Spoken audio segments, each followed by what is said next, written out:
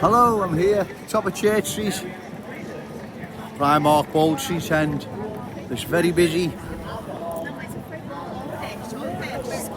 Tuesday afternoon. I did do a video yesterday, but the wind was such, it distorted the quality, so I didn't upload it.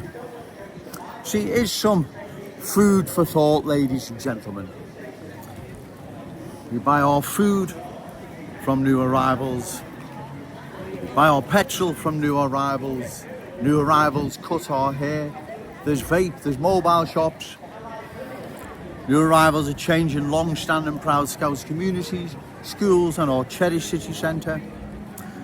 And before I go any further, I'm not saying new arrivals aren't providing a service. Of course they are. But my point being, if they continue to monopolise everything, as more and more come into our glorious city, sinking their roots deeper and deeper, then we're going to be beholden more and more to new arrivals. That stands to reason. That's what will happen. And once new arrivals are in the driver's seat, like I said before, everything dances to their tune. They won't give a monkeys about our children or grandchildren. Of course they wouldn't. Why would they? Right, so that's why we need to stop further cultural change. Because like I said, the more and more new arrivals coming into our glorious city with different ways, beliefs, values, standards, not only is there going to be a cultural shift, there will also be an economic one where we're dependent on more and more new arrivals for the services they're dominating. Now, I'm not saying they're not providing a service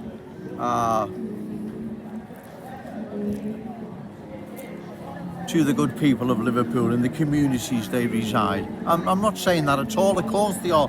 But my point being, long term, it's not going to be in our city's best interest, is it? Of course it's not. As more and more new arrivals start dominating various aspects of, say, our local economy, then the more and more we will be beholden to new arrivals, and anyone beholden to their adversaries is a recipe for disaster. Of course it is, right? It's a recipe for disaster. Being beholden to your adversaries is a recipe for disaster, right? And that's why we must oppose further cultural change. You must understand how serious this is. Long term, like I've said, it's not going to be in our city's best interest. In fact, the complete opposite. And so that's why we must oppose further cultural change. And we do this at election time. Find a candidate reliable, credible, opposed to further cultural change, and give them your vote. Because if we leave it to these politicians, ladies and gentlemen, cultural change will indeed sweep across our glorious city, our cherished city centre, Scout schools, changing them forever. We can't allow this to happen, right? We can't allow this to happen. And like I've said, and I'm not saying they're not providing a service to the community, of course they are. But we're dependent on new arrivals now for food, petrol, haircuts, vape, mobile phone shops. The list is endless. Now, there's nothing wrong with that if it's kept in, in small sort of, it's in the right balance, let's say.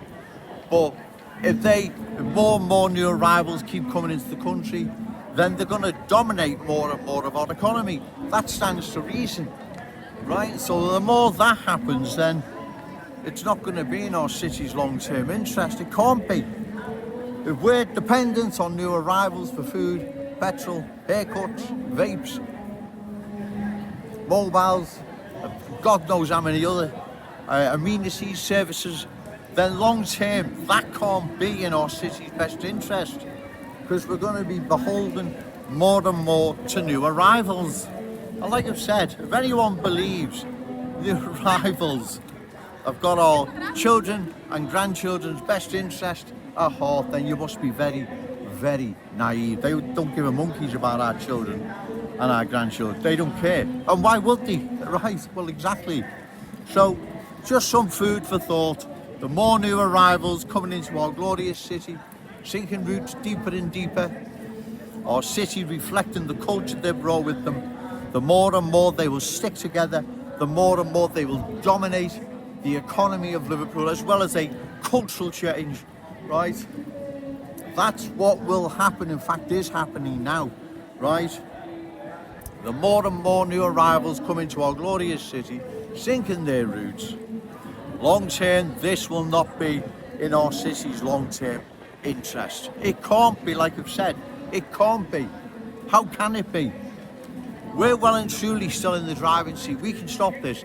Yet, you can still see the dominance new arrivals have over us, right? Especially on an economic front, you can see. And we're still in the driving seat, so give it 5 or 10 years time, what's it going to be like then? So, getting very busy now, ladies and gentlemen, so I'm going to call time. You're dodging in out of people, you know. So like I say, it's food for thought. At the moment, new arrivals, we're buying our food, petrol, haircuts, phones, vapes, many other services, amenities. And the more they sink their roots, the more numbers increase, then obviously the domination of our economy obviously follows. Of course it does. This is not in our best long-term interest. This is not in the interest of our children or grandchildren. This is not in the interest of Scout schools, long-standing proud Scout communities, our cherished city centre. I could go on and on and on. This is not in our best interest, ladies and gentlemen. We need to oppose further cultural change and vote these reckless politicians out, because they're the ones responsible, ladies and gentlemen. They're the ones responsible allowing this outrage to continue. And that's why we must oppose further cultural change. It's not Joe Owens picking on anyone.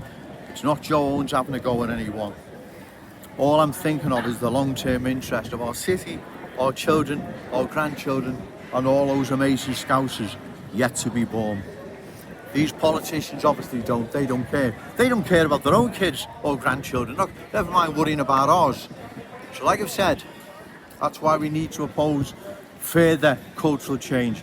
We cannot forever be beholden to new arrivals and their domination of Scouse, of our Scouse economy. We can't allow this to happen, like we can't allow the cultural transformation of our glorious city, our cherished city centre. Long and proud Scout schools now changing, where our children are going to be a minority, where the culture new arrivals have brought with them will dominate those schools as it's dominating long-standing proud Scouts communities. It will reflect their culture, ladies and gentlemen. The more new arrivals that sink their roots deeper and deeper here in our city, the more the city will reflect their culture. That's how it works, ladies and gentlemen, in the real world. We can't allow this to continue. Just think, ladies and gentlemen, that's food for thought. We are dependent, beholden to new arrivals. The more that come into the city, this will increase, right? To the point where our own economy lies in their hands, and we're more and more beholden to new arrivals. New arrivals who have a completely different culture, totally at odds with our Scouts culture. They're not playing for keeps, they're not giving nothing back. They're pushing for what they believe is best for them. And that's why we need a united Scouts front to oppose the cultural transformation, the economic theft of our glorious city. I'm going to go now, ladies and gentlemen, because it's really getting busy. So remember, say no to cultural change, yes to Scouts pride. Shout it out loud, Scouts and proud. Okay, thank you.